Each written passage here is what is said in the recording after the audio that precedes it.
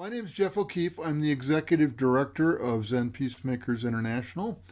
And this is our shorter, a little more informal format called Peacemaker Chat. And we invite friends and community members to join us from time to time and have a conversation and without a script, and perhaps without a net either.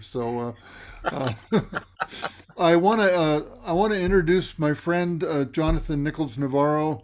Jonathan and I have never been in the same room together, but we've had a number of lovely chats over Zoom and attended a number of events together, Zen Peacemaker events, in these last couple of COVID years, and I feel like he's my brother, and then I know him better Thank you, than bro. than Appreciate it. some people that I actually share physical space with.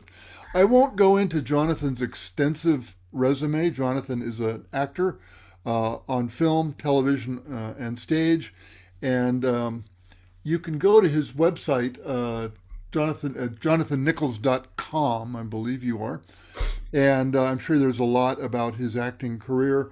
More recently, uh, he completed Foundations of Contemplative Care program at the New York Zen Center, and then just just finished his 400 hours of clinical pastoral education at Children's Hospital in LA, which is a real dedication of service. And I don't want to take up any more time, so I want to welcome Jonathan and thank you so much for arranging to do this. We've been Thank you talking about doing this for quite a while, for and quite a while. we finally got it on the calendar. Quite a while, quite a while. I'm I'm I'm just, I'm I'm just dialing glad in the from CPE is done and we can yeah. do this. You've had your hands full. I'm dialing in from outside of Boulder, Colorado, and Jonathan is in Los Angeles, near Eagle Rock. And I want to just Jonathan told me a story a year or so ago that just touched me so much, and I want to cue him here a little bit to share this with us.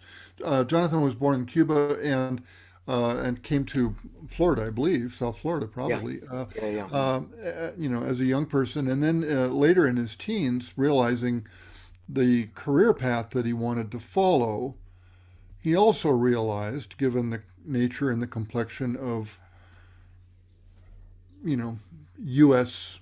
culture, let's just say that, changing his name Yeah. would be advantageous to his career, which is a heartbreaking decision to make, but probably a sound one at the time, and clearly his success in his career is suggestive of that maybe that was a good idea, or maybe they're unrelated. I just don't know. So I want to invite Jonathan to take over, and I'll mute myself and let you talk as you will about that story. Yeah, as the jackhammers go. Yeah, it was a tough one. I remember I was in my I think I was late teens, and I found I wanted to be a classical actor, and I was trying to get into Juilliard, which I later did. And I said to my father, I remember I said, listen, we sat outside in the back, and I said, listen, I think I need to change my name. And he was like puzzled, and I said, well, I'm only gonna get certain parts with a name like Navarro. So Felix Navarro, at that. Felix was my grandfather's name on his side. So you can imagine changing my grandfather's name. And he listened and he listened. And I said, Dad, I want to be, a classical actor. I don't just want to play these roles that we're regulated to play. And he listened and he listened and he said, and I remember he said it in Spanish, but he goes, basically, you're still my son. You can change your name no matter where you go. You're still my son. And I was very touched by that. So, and I think, and it's been hard because I think I've told you this before, where it's always felt like a cloak I put on. Um, and I'm not, I think being so young, I was 6 when I got here. So I stride that 90-mile diaspora, 1 foot on Cuba and 1 foot on the U.S. Maybe now as the years have gone, I lean definitely more towards the U.S. I think Cuba will probably be a foreign country to me to a point if I went. Um, and I think it was just a hard decision because I went and did it legally. And it was only just in the last year that I was doing the contemplative care. And, where uh, I was doing more sitting with the dying in hospice. But I think the contemplative care, the Zen, the practice, the daily, just I woke up one day and I said to my wife, I don't want to die without Navarro. That's my name. That's my name. And I can't. I've had it Nichols now for 30 years. No, 40 years. So, and that's my friends call me. So I decided to hyphenate, and I still have to do it with the union and all that. But it just felt good. It felt good to add it back, and I'll probably just do it legally too. I just can't imagine the headache that's going to be. But maybe not. We'll see, or not, as they say in Zen. Um, so yeah, so it weighed on me for a long time. Because I speak. My wife is half Dominican, half Armenian. I speak Spanish at home. I speak Spanish and English, but on the phone with my brother, Spanish with my family, Spanish, maybe with my nephews and nieces. We go back and forth. But I very much, Spanish is now. I listen. I practiced it. I shouldn't say practice it because I do speak it fluently, but I used it more in CPE at Children's Hospital. A lot of my Hmm. families were Latinos, and so I come in and that's Rumi, who doesn't speak Spanish. Are you But sure? Are you yeah, sure? I'm not. I'm not. So that's how it came to be. And yes, and I think you're right. I think I had a certain white privilege um, by my Spanish ancestors that I got away with, and I got to play a bunch of roles that nobody would see me as Hmm. Latino, because in Los Angeles I was the Latino actors that are here more Mexican descent most of the time. So I would not be able to compete with them, and I never have actually. I've never been good at it. But ironically enough, you talk about when casting people knew my name, my origins were Latino, were Cuban. Then I was pegged over to the Latino roles. Uh, So I always said to my agents, "Be careful where we do this."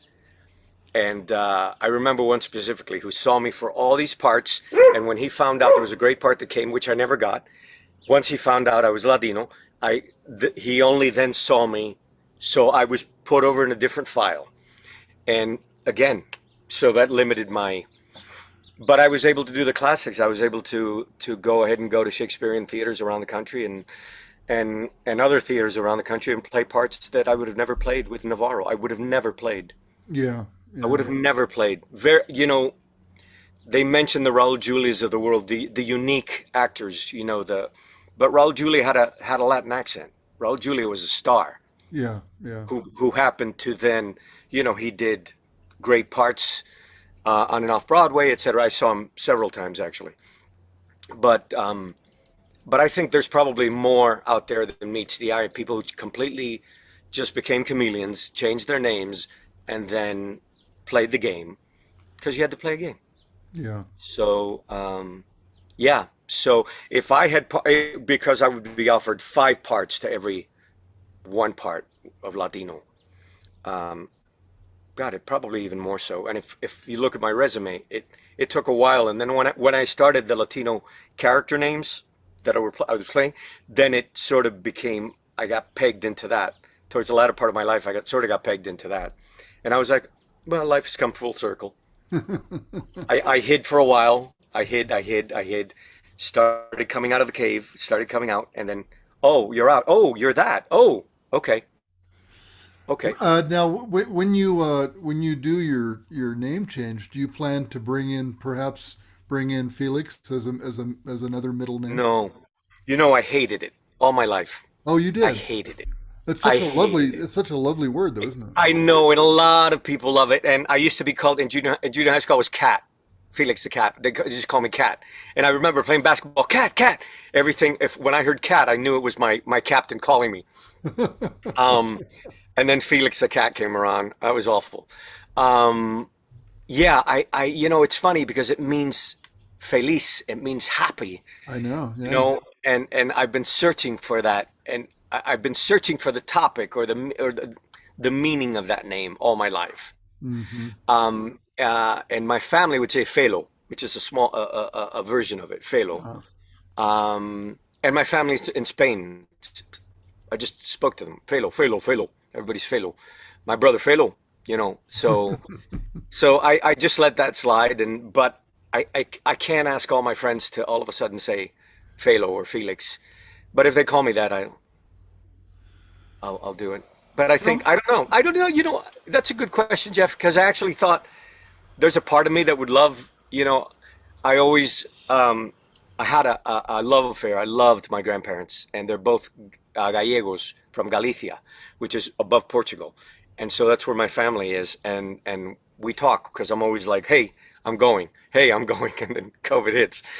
But there's a part of me that's always wanted to live in Spain, like return to Spain for a while and get to know that country because the Galician region or Galicia is absolutely beautiful. It's green, it's you know mountains and I thought, oh my God, to ask them to call me Jonathan, like strangers to say Jonathan, they would say Jonathan. That's how they say it over there, Jonathan.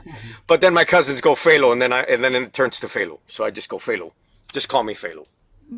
knowing that you're going to append Navarro now, Yeah, and that you're now saying that out loud, and yeah. uh, way down deep inside, how does that have a feeling to it? Ooh, You know what I mean? yeah. I mean, is it emotionally energetic? I think it's authentic. I think it's a name. I loved. Yeah, yeah. I loved my father, and I think the care that we spent during the final days when he went just before hospice.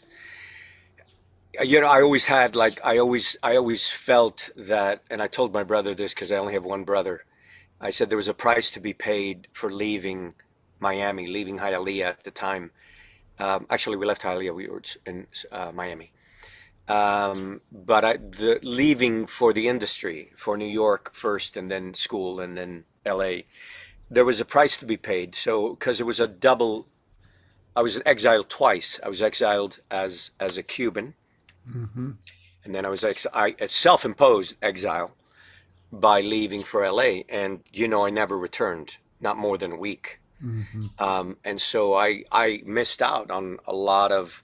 Well, my mom was killed in a car accident that I wasn't there for. I was in New Oh, York. And so when dad got sick, I went a few times and then finally he passed. But when grandfather passed, he passed shortly after I left 1 year to Indiana University. And I was sort of his caregiver. I can read the poem to you, Quien Soy, tells you a little bit about that. And then grandma went into the nursing home and was there for over 10 years. So I missed out a lot because of the price of leaving.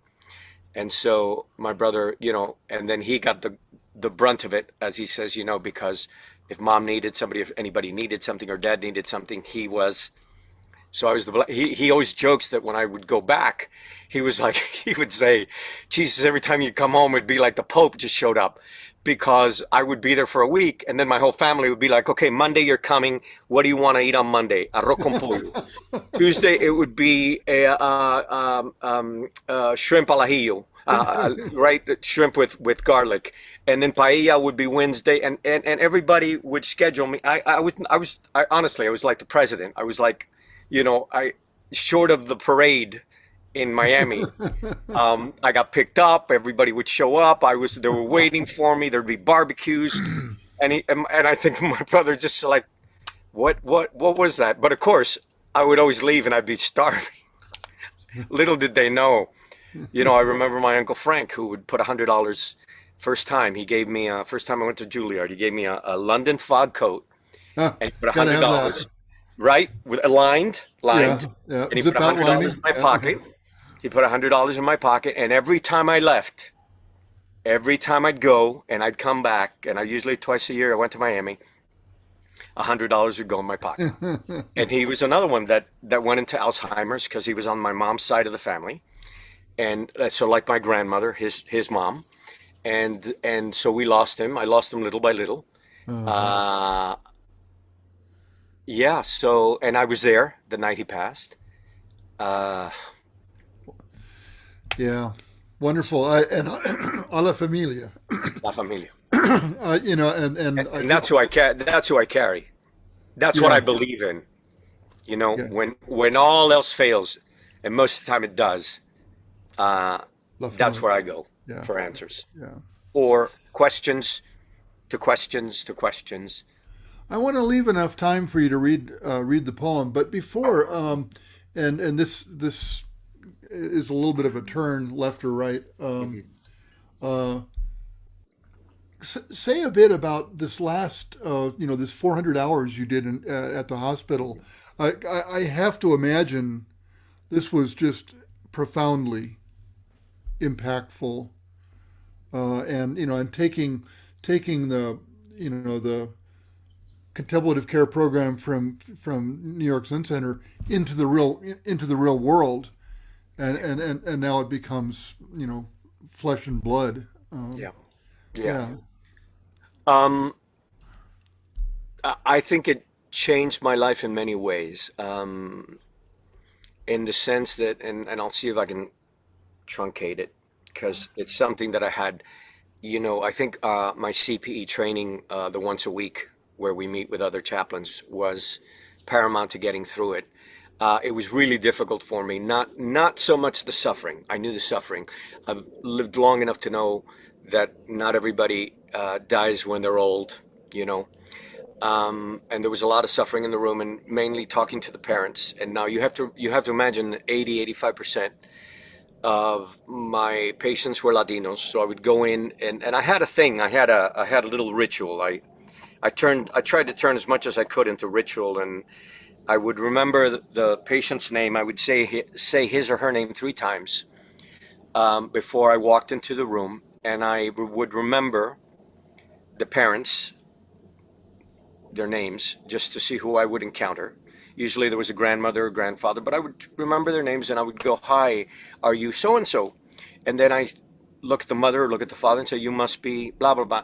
And what happens is, from a cultural standpoint, the minute you say that name, it just relaxes them. One, I'm speaking their language, all right. and usually you have an interpreter in there.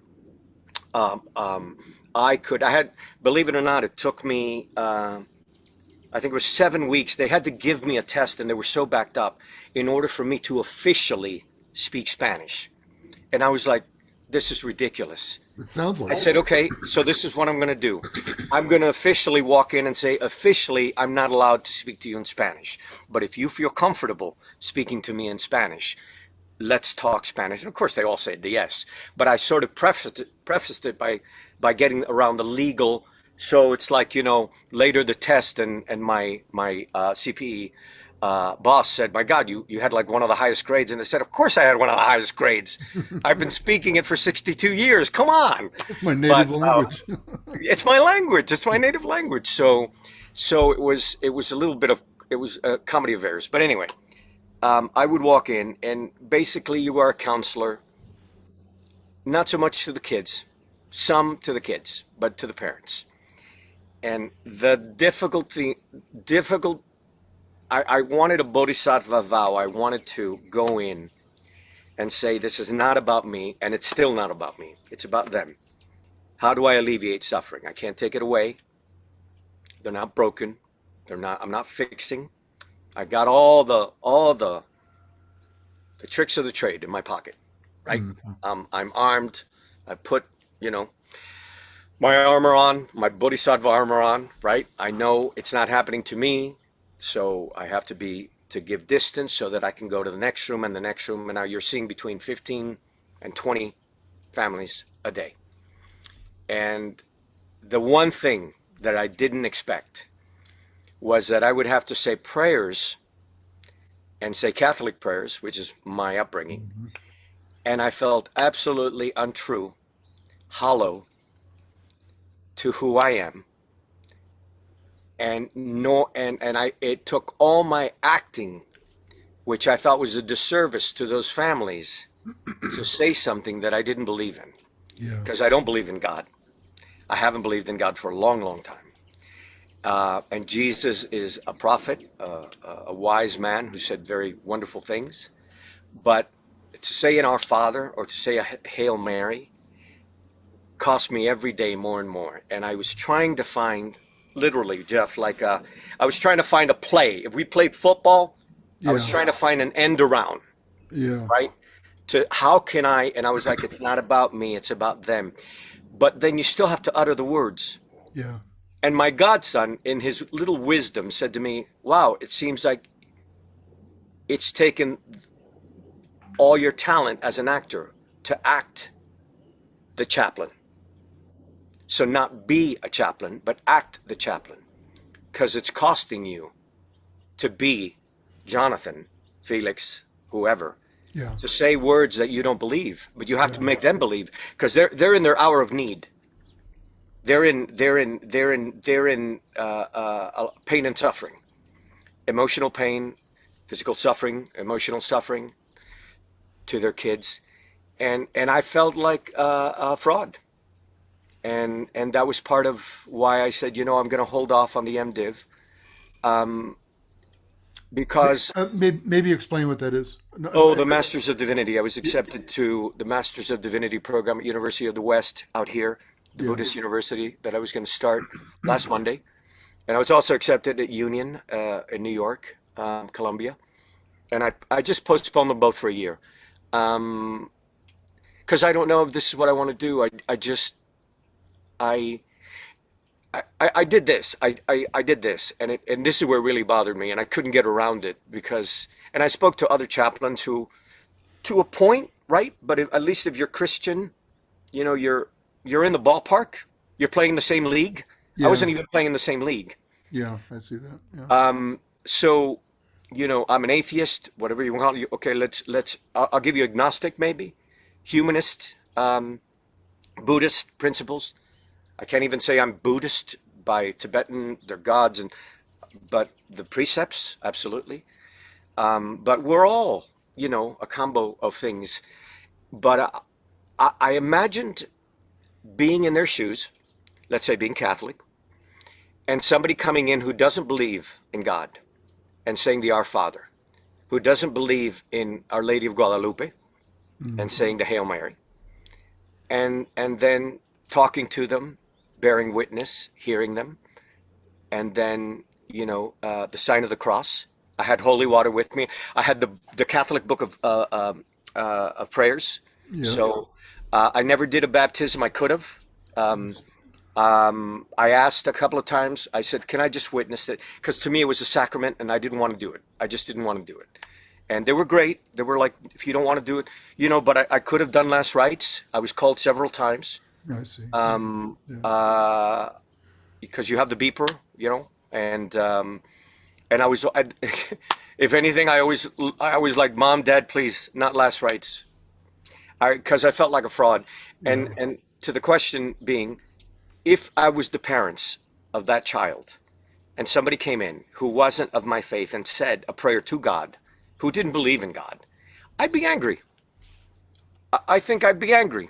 And I'm Yeah. using a kind word.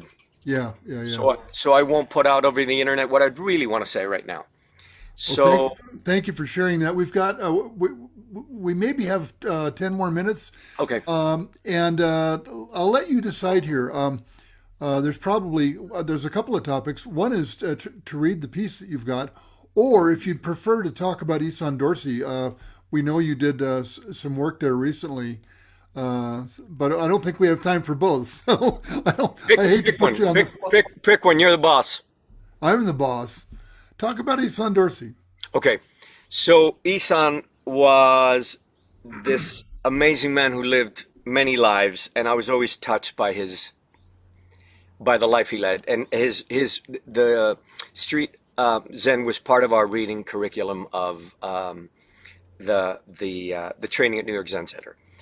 And I loved his story, and I was on a Zoom with the writer Dave, who wrote the book when he was with um, Koshin Paley Ellison, who interviewed him, and I was listening, and everybody had questions afterwards, and I read the book, and I was just fascinated. So we had a final project that we had to do, and as an actor, I said, maybe I can interview Isan. And remember, we have what we do in CPE, and we did a little bit of it in the training, was the verbatims, where you go in and you interview, you're basically talking to a patient.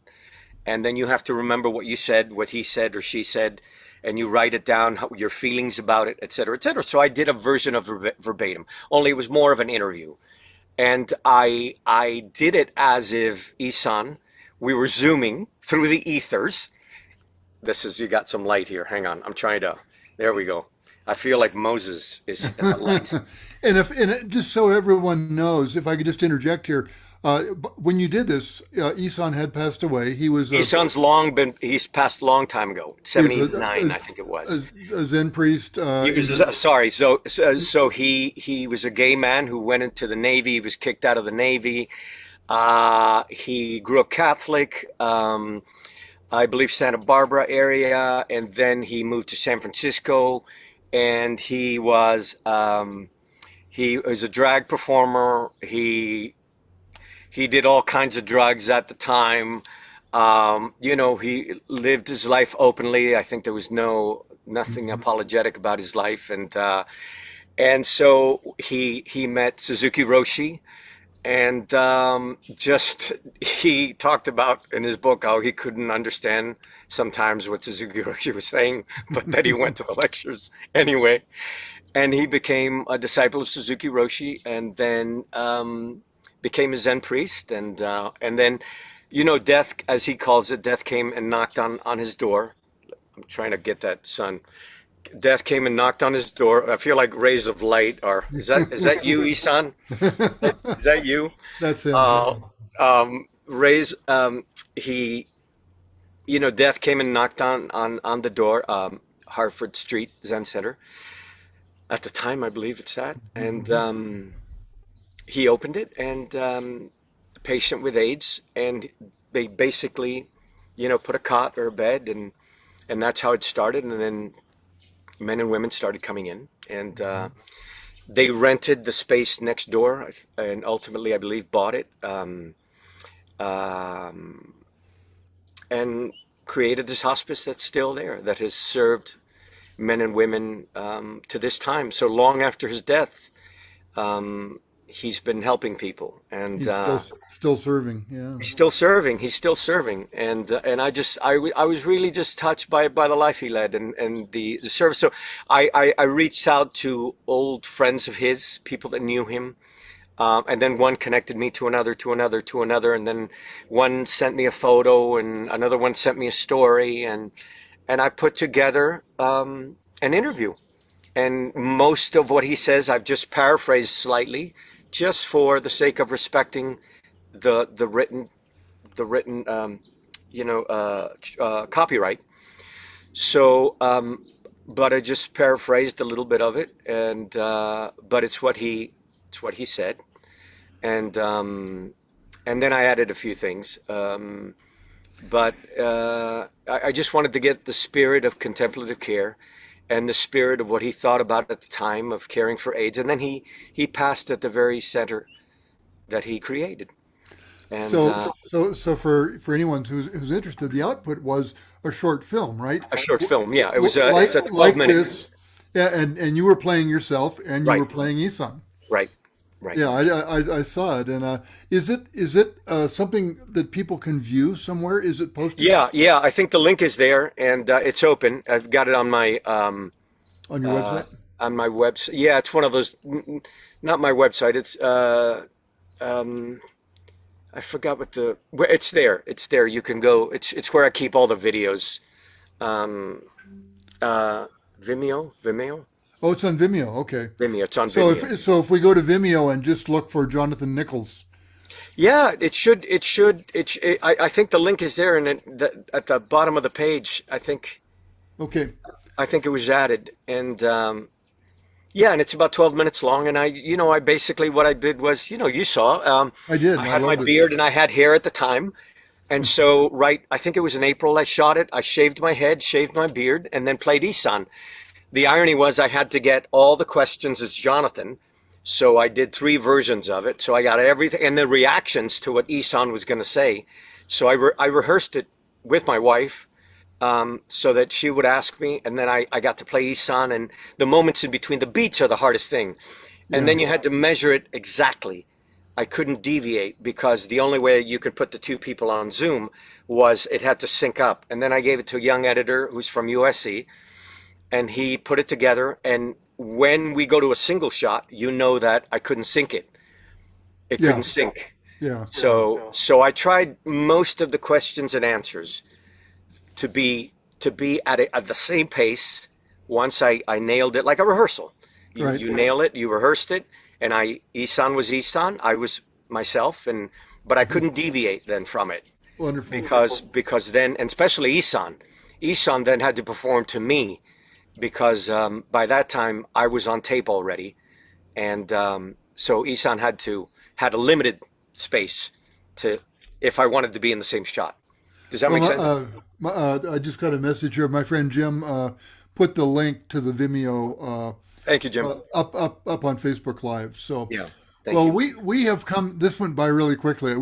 I could go another hour, but we promised people a half an hour. So these are nice little short bites, and this was charming. I love your honesty and your openness and your willingness to share. And we managed to touch on three topics, I think, in 30 minutes. That's pretty good. That's pretty good. That's pretty good. And I can ramble. I can ramble. I've I'm never noticed that. oh goodness. So I think we need to wrap. So I'm gonna thank you from my heart, my You're friend welcome. Jonathan, Thank you. and appreciate your time Thank you. and your sharing. And thank you everybody who is watching, and come see us again. And with Thank that, you all. we'll close Whoever out. showed up, thank you very much. I'm flattered. I really am. And Thanks. here we go. Here's to everybody who showed up and you. Beautiful, beautiful, right out There of you your go. garden too, right? From the garden. Beautiful. From the garden. Thank you, Jeff. Okay, bye bye.